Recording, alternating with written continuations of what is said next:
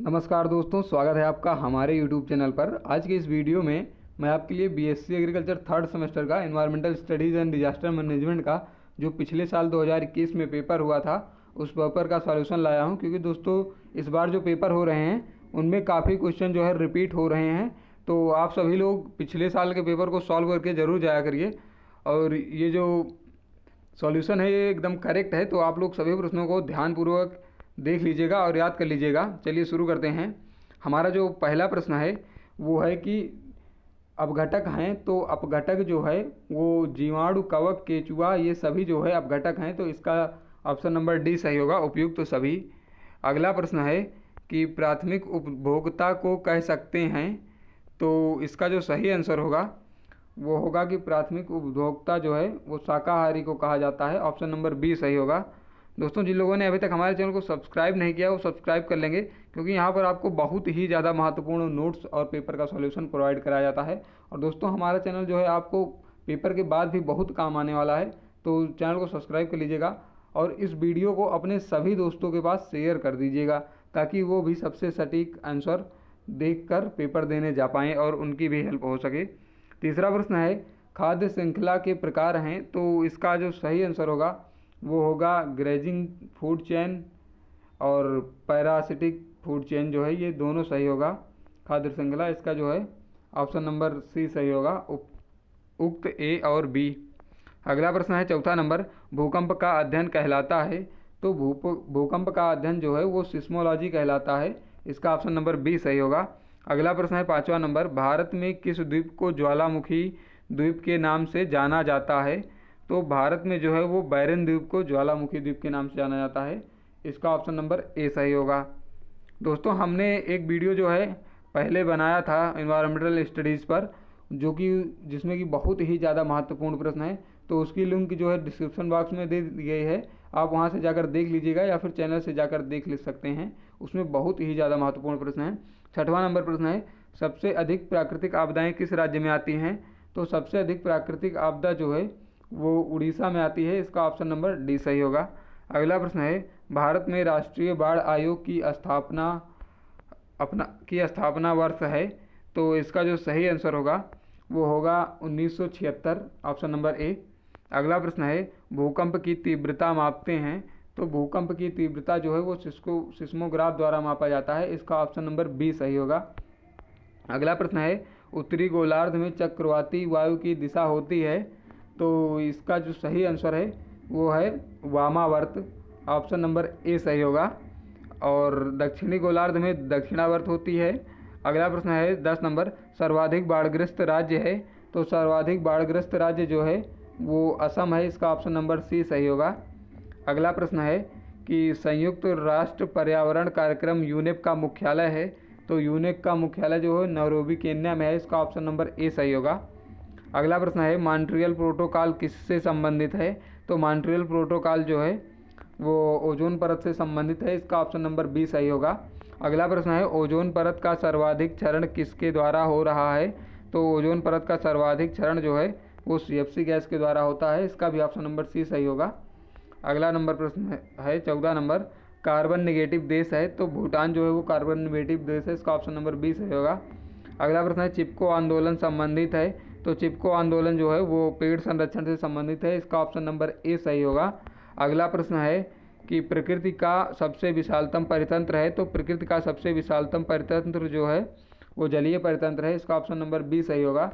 अगला प्रश्न है घास परितंत्र में खाद्य श्रृंखला का सही क्रम है, तो सही क्रम जो है वो है घास, टिड्डी, मेढक और सर्प, इसका ऑप्शन नंबर ए सही होगा।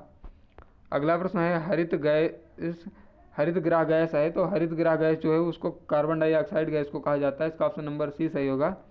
अगला प्रश्न है ग्रीन पीस इंटरनेशनल का मुख्यालय कहाँ है, तो ग्रीन पीस इंटरनेशनल का मुख्यालय जो है नीदरलैंड एम्स्टर्डम में है, तो इसका जो सही होगा आंसर होगा वो होगा एम्स्टर्डम।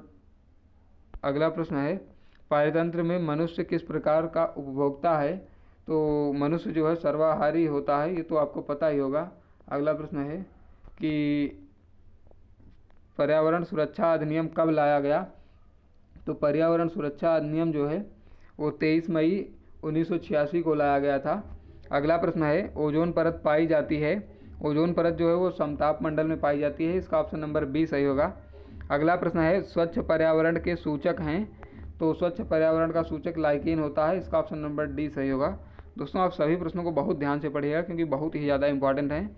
अगला प्रश्न है कि विश्व पर्यावरण दिवस मनाया जाता है। तो विश्व पर्यावरण दिवस 5 जून को मनाया जाता है। अगला प्रश्न है कि कृत्रिम पारितंत्र का उदाहरण है। तो इसका जो सही आंसर होगा वो होगा उपरोक्त सभी। फसल पारितंत्र, बागान और एक्वेरियम, ये सभी जो है कृत्रिम पारितंत्र के उदाहरण होते हैं। अगला प्रश्न है कि भारत में जैव विविधता अधिनियम कब लाया गया था। तो भारत में जैव विविधता अधिनियम 2002 को लाया गया था, इसका ऑप्शन नंबर सी सही होगा। अगला प्रश्न है, पारिस्थितिकीय मित्र वृक्ष नहीं है। तो इसका जो सही ऑप्शन होगा वो होगा यूकेलिप्टिस। अगला प्रश्न है, इकोलॉजी शब्द किसने दिया। तो इकोलॉजी शब्द जो है वो हैकेल ने दिया था, ऑप्शन नंबर ए सही होगा। अगला प्रश्न है, पौधे द्वारा संपन्न क्रियाएं हैं।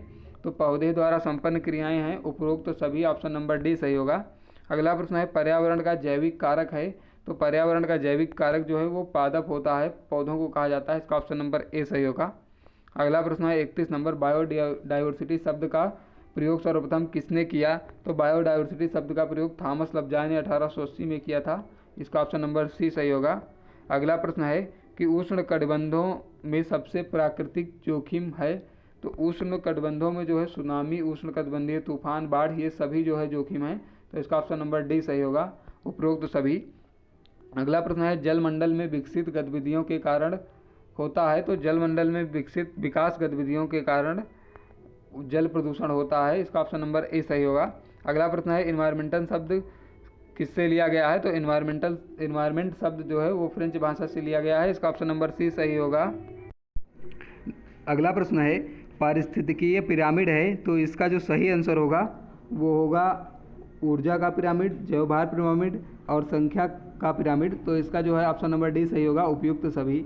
अगला प्रश्न है 36 नंबर कि HIV बचाव का उत्तम तरीका क्या है। तो इसका जो सही आंसर होगा वो होगा उपरोक्त सभी, ऑप्शन नंबर डी सही होगा। अगला प्रश्न है कि भूमिगत जल प्रदूषण के लिए निम्नलिखित में से कौन सा तत्व जिम्मेदार है। तो इसका जो सही ऑप्शन होगा वो होगा ऑप्शन नंबर सी, फ्लोराइड। अगला प्रश्न है, हिमालय के पर्वतीय क्षेत्रों में उगने वाले वनों के प्रकार कहलाते हैं। तो इसका हिमालय के पर्वतीय क्षेत्रों में उगने वाले वनों के प्रकार कहलाते हैं। तो इसका जो सही आंसर होगा वो होगा कोनीफेरस फॉरेस्ट। अगला क्वेश्चन है कि पारितंत्र के कार्यकारी विषय हैं। तो इसका जो सही आंसर होगा वो होगा उपरोक्त सभी। अगला प्रश्न है कि परस्पर सहिष्णुता के साथ एक साथ रहने वाली कुछ प्रजातियों के समूह को कहते हैं। तो इसका जो सही आंसर होगा वो होगा ऑप्शन नंबर सी, समुदाय। अगला प्रश्न है कि एक्वेरियम, डेजर्ट तथा चारागाह उदाहरण है। तो ये जो है पारितंत्र का उदाहरण है, इसका ऑप्शन नंबर सी सही होगा। अगला प्रश्न है 42 नंबर, किसी पारितंत्र में ऊर्जा का पिरामिड सदैव बनता है। तो इसका जो सही आंसर होगा वो होगा सीधा बनता है, ऑप्शन नंबर ए सही होगा। अगला प्रश्न है, वायुमंडल में धारित नाइट्रोजन प्रतिशत है। तो वायुमंडल में नाइट्रोजन 78.9% पाई जाती है, इसका ऑप्शन नंबर बी सही होगा। अगला प्रश्न है, जैवमंडल है। तो जैवमंडल जो है वो भूमि की सतह पर अकार्बनिक पदार्थ और भूमि की सतह पर कार्बनिक पदार्थ, ये दोनों है। तो इसका ऑप्शन नंबर सी सही होगा, ए और बी दोनों। अगला प्रश्न है, पारितंत्र में ऊर्जा का बचाव होता है। तो ऊर्जा का जो प्रवाह होता है वो एक दिशीय होता है, इसका ऑप्शन नंबर बी सही होगा। अगला प्रश्न है, किसी खाद्य श्रृंखला का अंतिम सत्य है। तो खाद्य श्रृंखला का जो अंतिम कड़ी या अंतिम सत्य होता है, इसका ऑप्शन नंबर सी सही होगा, अपघटक। अगला प्रश्न है कि पर्यावरण बचाव के लिए आप क्या करते हैं। तो पर्यावरण बचाव के लिए जो है वृक्षारोपण, वनों का विनाश और प्रदूषण नियंत्रण, ये सभी किया जाता है, इसका ऑप्शन नंबर डी सही होगा। अगला प्रश्न है, पर्यावरण जीवन एक तंत्र है जिसमें सम्मिलित है। तो इसका जो सही आंसर होगा वो होगा प्रकाश, हवा, जल, उपरोक्त सभी, ऑप्शन नंबर डी सही होगा। अगला प्रश्न है, कोविड-19 को महामारी किसने घोषित किया। तो कोविड-19 को WHO ने महामारी घोषित किया था, इसका ऑप्शन नंबर बी सही होगा। अगला प्रश्न है, कौन से लक्षण HIV के संक्रमण हैं। तो जो है बुखार और थकान, ये दोनों हैं, इसका ऑप्शन नंबर सी सही होगा, ए और बी दोनों। अगला प्रश्न है, सूक्ष्मदर्शी में देखने से कोरोना वायरस की तस्वीर कैसे दिखती है। तो कोरोना वायरस की तस्वीर जो है मुकुट जैसी दिखती है, इसका ऑप्शन नंबर बी सही होगा।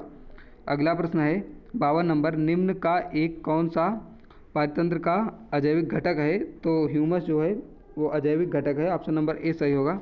अगला प्रश्न है, पोषी स्तर से तात्पर्य है।